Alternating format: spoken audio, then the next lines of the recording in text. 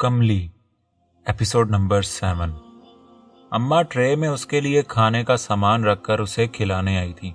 वहीं उसके पास फर्श पे बैठकर उन्होंने नवाला तोड़ा और उसके मुंह में डाला था। मेरा पुत्र जिंदा है, वो मरा नहीं है ना अम्मा? मेरा मुर्तजा जिंदा है ना?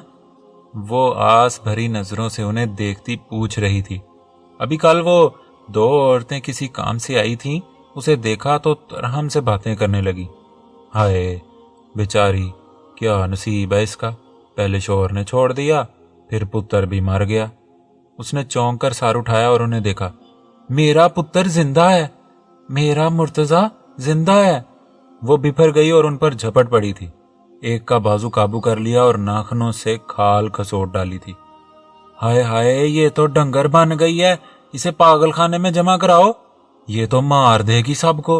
हाय अल्लाह मेरी बाँ। अब वो अम्मा से पूछ रही थी, वो सर झुकाकर अगला नवाला तोड़ने लगी। बता ना अम्मा, वो झूठ बोलती है ना? मेरा पुत्र जिंदा है ना? उन्होंने हौले से इस बात में गर्दन हिला दी थी। हाँ थी रानी, तेरा पुत्र जिंदा है, वो तो भला चंगा है। हाँ वो ठीक है। उसके चेहरे पे मुस्कुराहट फैल गई थी।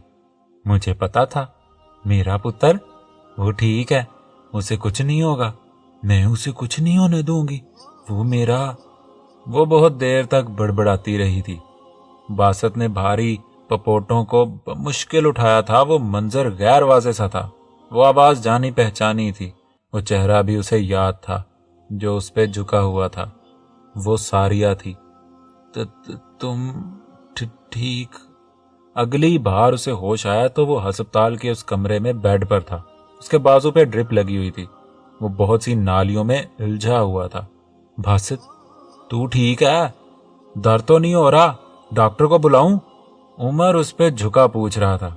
वो नीम गनूदगी में था। सारी वो कहाँ?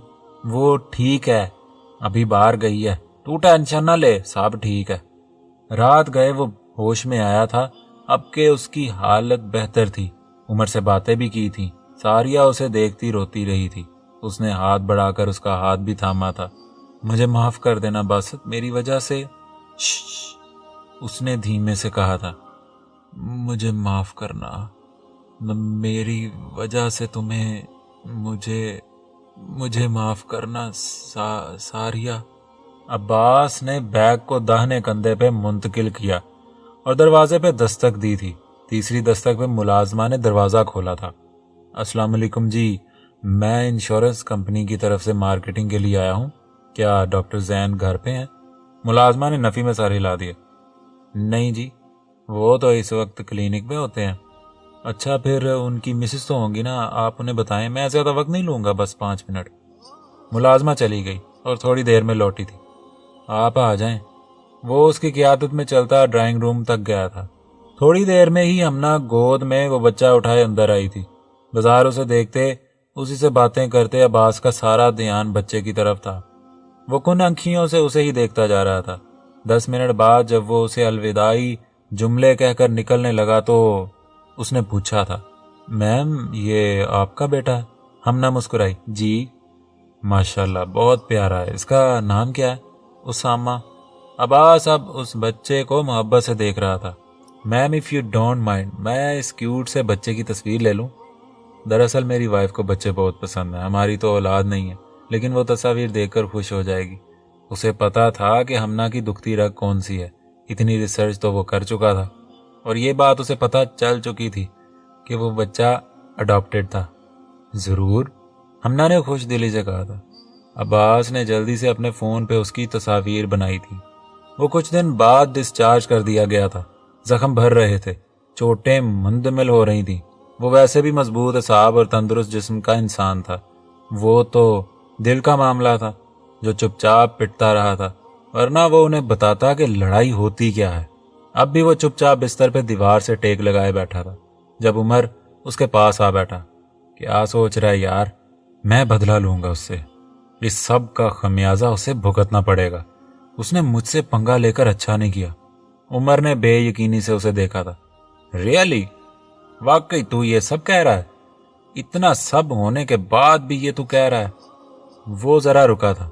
ابھی کوئی کسر رہ گئی ہے مار پیٹ میں؟ ابھی بھی کوئی بھگتان بھگتنا باقی ہے؟ تو اور کیا کروں؟ باسط نے درشتی سے کہا تھا۔ خاموش ہاتھ پہ ہاتھ دھر کے بیٹھا رہوں؟ بزدلوں کی طرح مار کھانے کے بعد چپ ہو جاؤں؟ اس نے نفی میں سر ہلایا۔ عمر نے اسے رسان سے کہا تھا، بعض دفعہ بزدلی دکھانا بہادری ہوتا ہے باسط، کمزور پڑ جانا ہر دفعہ احمقوں کی نشانی نہیں ہوتی، ہر چیز کا حل بدلہ نہیں ہوتا۔ باسط چپ رہ گیا تھا۔ تو نے اسے مارا، اس نے تجھے، اب تو اسے مارے گا، پھر وہ تجھے، بس یہی کرتا رہے گا ہمیشہ تک؟ وہ ذرا رکا۔ ٹھیک ہے، یہ سب ہی کرنا ہے تو ابھی یہاں بیٹھ کر حساب کر لے کہ اس لڑائی میں تو کیا کیا کھو سکتا ہے اور تیرے پاس داؤ پہ لگانے کو کیا کیا ہے۔ انہوں نے مجھے کمزور جان کر ساریہ پہ ہاتھ ڈالا عمر، انہیں دوبارہ یہ کرنے پہ مت اکسا۔ کمینے کی عزت اس کی کمینگی سے بچنے کے لیے کی جاتی ہے۔ باسط بدلے کی آگ بس راکھ پیدا کرتی ہے، انتقام کی زمین پہ گلاب نہیں اگا کرتے۔ باسط خاموش رہ گیا تھا۔ بس یہ ختم، یہ مار پیٹ جھگڑا بس، تو کچھ دنوں کے لیے اس سے سب سے دور چلا جا۔ وہ ذرا رکا۔ بلکہ دور کیوں، تو گاؤں چلا جا، ویسے بھی سپرنگ بریک ہونے والی ہے، 2 ہفتوں کی بات ہے، تیرا ذہن بھی فریش ہو جائے گا۔ عمر نے جوش سے کہا تھا۔ ٹھیک ہے، تو بھی ساتھ چلے گا میرے؟ میں کس خوشی میں؟ عمر نے اسے دیکھا تھا۔ باسط نے کندھے اچکائے تھے۔ جس مرضی خوشی میں سمجھ لے۔ وہ مطمئن تھے ہمنا کو ایک اچھی مصروفیت میسر آ گئی تھی۔ سارا دن وہ اسامہ کے ساتھ لگی تھی۔ اس کے کپڑے، جوتے، کھانا پلانا سنبھالنا، کسی اور چیز کے سوچنے کا اب خیال بھی نہیں آتا تھا۔ اب تو خوش ہونا۔ اس دن بھی جب وہ اسے بیڈ پہ لیے اس کے ساتھ کھیلنے میں مصروف تھی تو ڈاکٹر زین نے پوچھا تھا۔ ہاں، بہت خوش ہوں۔ بچہ کلکاریاں مار رہا تھا۔ اب تو ہمارا وقت بھی ان محترم کو ہی ملنے لگا ہے، وہ مصنوعی خفگی سے کہتے پاس آ بیٹھے تھے۔ دیکھو تو پاپا مننے سے جل رہے ہیں، وہ کھلکھلائی تھی۔ ٹرین تیزی سے پٹری پر دوڑتی آگے کو جا رہی تھی اور وہ منظر پیچھے کو بھاگے جا رہے تھے۔ باسط اور عمر آمنے سامنے بیٹھے تھے۔ عمر بہت پرجوش سا تھا۔ وہ زندگی میں پہلی بار کسی گاؤں میں جا رہا تھا تو اس کے لیے اس کا جوش و خروش دیدنی تھا۔ باسط اسے چھوٹی چھوٹی باتیں بتا رہا تھا۔ بلو جینز اور ہلکی براؤن شرٹ میں وہ پہلے کی نسبت بہت بہتر تھا۔ چہرے کے زخموں کے نشان آہستہ آہستہ مندمل ہوتے جا رہے تھے۔ اس کا چہرہ کمزور اور کملایا ہوا سا تو تھا، لیکن بیمار نہیں رہا تھا۔ آنے سے پہلے وہ ساریہ سے مل کر آیا تھا۔ ہاں، شاید بھاگ رہا ہوں میں۔ ہاں، شاید بزدلی ہے۔ ہاں، شاید عمر کہتا ہے جا رہا ہوں لیکن واپس آنے کے لیے، تم سے دور جا رہا ہوں لیکن تمہارے لیے جا رہا ہوں ساریہ۔ اس نے ٹرین کے دروازے میں کھڑے ہو کر اسے ہاتھ ہلایا تھا۔ میں تمہارے لیے جلد لوٹ کر آؤں گا ساریہ۔ وہ خاموش رہی تھی، جانتی تھی اس کا ابھی کے لیے چلے جانا ہی ٹھیک ہے۔ عادل سائیں نے بہت بڑا ظلم کیا ہے جی، مائے نور بی بی کے ساتھ، حلیمہ نے تعصب سے کہا تھا۔ عباس اس کے سامنے ہی چارپائی پہ بیٹھا اسے خاموشی سے دیکھ رہا تھا۔ وہ ایسی نہیں تھی جی، اتنے اچھے عادتوں کی، بڑے سونے دل کی تھی جی وہ۔ اتنا بڑا الزام، توبہ توبہ، میں تو جی ان کی شرافت کی قسم دے سکتی ہوں، بڑا ظلم ہوا۔ اس بچے کا کیا ہوا؟ عادل نے پوچھا تھا۔ کمزور تھا جی، وقت سے پہلے ہو گیا تھا نا۔ مائے نور بی بی تو اسے ہاتھ کا چھالا بنا کر رکھتی تھی، اب اتنی سی جان کو ماں سے جدا کرو گے تو وہ کیسے رہ سکتا تھا؟ وہ ترہم بھرے لہجے میں بولتی جا رہی تھی۔ اس دن صبح صبح میں حویلی پہ ہی تھی جب اس کی طبیعت خراب ہو گئی تھی۔ عادل سائیں اسے شہر لے گئے ڈاکٹر کے پاس۔ دن 10-11 بجے آئے تو اس بچے کی لاش کفن میں لپیٹی تھی، وہیں سے قبرستان لے گئے اور دفنا دیا۔ مائے نور باجی کے ابو بھی آئے تھے اس دن رات کو، بڑا رو رہے تھے جی۔ عباس سوچ میں پڑ گیا تھا۔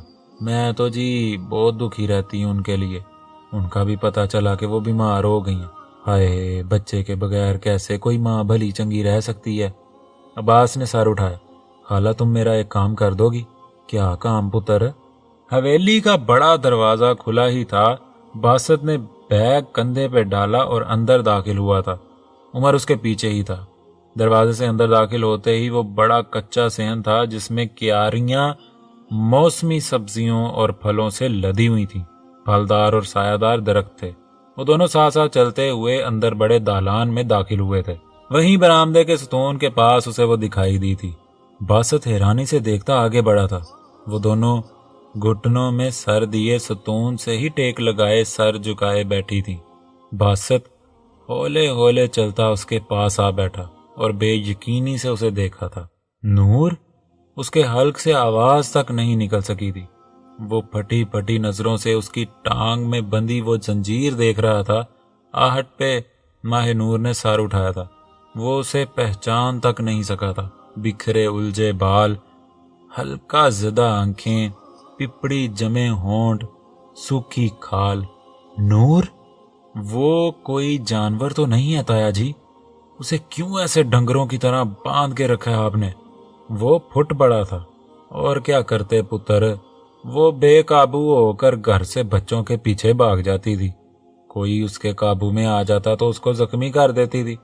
ऐसे में इसे यूं ही कैसे छोड़ देते? जमाने का तो तुझे पता है। वो जवान लड़की यूं खुले सर पैर के गली में फिरती हुई जानवर थोड़े हैं यहाँ। फिर भी ताया जी, उसका दिल कट कर रह गया था। उसे यूं देखकर वो तो कैसी जिंदगी से भरपूर लड़की हुआ करती थी।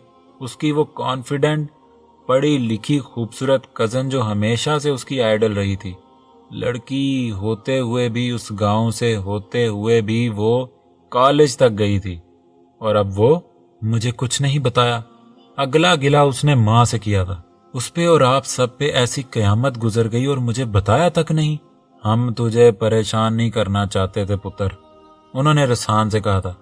परेशान होता लाइल्म तो ना रहता, वो बेबसी से बोला था। और उसके लिए परेशान होना फर्ज था मेरा। अम्मा, वो कितना परेशान हुई मेरे लिए, उसने कितना नहीं किया मेरा। बीमारी में अपने पेपरों के दौरान पहले मुझे पढ़ाया, मुझे फौकियत दी अपने सब भाइयों पे। इसके लिए मैं परेशान हो भी जाता तो क्या? वो चुप रह गईं। आप सब ने बड़ी ज्यादती की मेरे साथ अम्मा। वो उन्हें देख कर रह गया था। अच्छा गुस्सा ना कर, इतनी दूर से आया है और आते ही कलपने लगा। चल पुत्र खाना खा ले, वो तेरा दोस्त भूखा ही है। बासत ने उसके पैरों से वो जंजीर हौले से खोल दी थी। उसे अलहदा किया तो देखा उसकी टांग पे दूर तक वो जंजीर अपना निशान छोड़ गई थी। खाल लाल से स्याह पड़ने लगी थी। बासत की आंखें डबा गई थीं। नूर उठें, चलें। उसने हौले से सहारा देकर उसे उठाया और सहन में एक तरफ बने वॉश बेसन तक लाया था। हौले हौले उसके हाथ और मुंह धुलाया था। खाना खाओगी ना? चलो हम साथ खाएंगे। वो उसके साथ ही कमरे में आई थी। अम्मा ने खाना लगा दिया था। वो चटाई पे बिछे दस्तरखान पे उसके साथ ही बैठी थी। वो बच्चा पड़ोस से आया था। अम्मी ने कड़ी भिजवाई है खाला। अम्मा डोंगा लेकर बावर्ची खाने में चली गई। माए नूर ने उसे देखा तो जल्दी से दौड़ी हुई बाहर आई थी। मुर्तजा, तो तुम मेरे बेटे हो ना? मेरा मुर्तजा। वो बच्चा डर गया था। माए नूर ने उसकी कलाई जकड़ रखी थी। बस मेरा पुत्र, नहीं रोते नहीं है, मेरा बेटा बस। वो और गला फाड़ फाड़ के रोने लगा था। अम्मा जल्दी से दौड़ी दौड़ी आई थी। नूरी, नूरी छोड़ दे, ये तेरा मुर्तजा नहीं है, नूरी छोड़। वो हरगिज छोड़ने को तैयार नहीं थी। वो छुड़वाने की कोशिश में बेहाल थी। बच्चा चीख चीख कर रो रहा था और माए नूर अपना राग लाप रही थी। शोर की आवाज पे बासत बाहर आया था। वहां फसाद मचा हुआ था। माए नूर सुनो, ये वो नहीं है, मुझे इसका पता है, मेरी बात तो सुनो। माए नूर को उसने पिचकारा था। उसकी गिरफ्त में बच्चे का बाजू लाल पड़ता चला गया था। मैं तुम्हें मुर्तजा के पास ले जाऊंगा, इसे छोड़ दो, इसे जाने दो। उसने बमुश्किल बच्चे का हाथ छुड़वाया था। बिफरी हुई माए नूर ने बासत की ही कलाई को चबा डाला था। तकलीफ की शिद्दत से उसका चेहरा लाल पड़ता चला गया था। वो जब्त किए उसे पिचकारता रहा था। मेरा बेटा वो चला गया, मुझे उसके पास जाना है, वो मरा नहीं है, वो वहां मेरा मुर्तजा। बस हम चलेंगे उसके पास, बस चुप कर जाओ, सब ठीक है बस। वो आस्तगी धीमे लहजे में कहता जा रहा था। वो उसके बाजुओं में झूल गई थी। बस बस रोना नहीं, बस। अब्बास ने हलीमा से वो पैकेट लिया था। वैसे तो मुर्तजा की सारी तस्वीरें आदल साईं ने फाड़ दी थी, ये जला दी थी। ये 2 तस्वीरें मुझे बड़ी मुश्किल से मिली हैं। बहुत शुक्रिया खाला, شکریہ کی بات نہیں ہے، بس اللہ اس کی اور تیری مشکلیں آسان کرے، اور یہ جو الزام ہے نا یہ سب کے سامنے جھوٹے ثابت ہو جائیں۔ وہ چلی گئی تو عباس اپنے کمرے میں آیا تھا۔ اس نے لفافہ کھولا اور وہ تصاویر نکالی تھی۔ انہی لیے وہ ٹیبل تک آیا تھا جہاں اسامہ کی تصاویر پڑی تھی۔ اس نے 2 تصاویر کو سامنے برابر میں رکھا تھا۔ مرتضیٰ والی تصاویر عمر میں چھوٹے بچے کی تھی، رنگت میں بھی ذرا سا فرق تھا، لیکن دونوں حد درجہ شباہت بھی تھی۔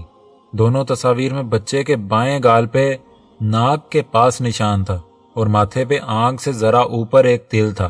وہ بہت دیر تک بے یقین کھڑا ان تصاویر کو دیکھتا رہا تھا۔ تو عادل مقصود، یہ تمہاری ایک سازش ہے۔ مجھے نہیں پتا اس میں اور کون کون شامل تھا، لیکن مجھے قسم ہے اپنے خدا کی، میں تمہیں جھوٹا ثابت کر کے رہوں گا۔ وہ مضبوط لہجے میں بولتا چلا گیا تھا۔ دوستو، امید ہے آپ کو آج کا ایپیسوڈ بہت پسند آیا ہوگا۔ کمنٹ باکس میں اپنی رائے دیں، ویڈیو کو لائک کریں اور چینل کو سبسکرائب کر دیں۔ اپنا بہت سا خیال رکھیں، ملتے ہیں نیکسٹ ایپیسوڈ کے ساتھ۔ اللہ حافظ۔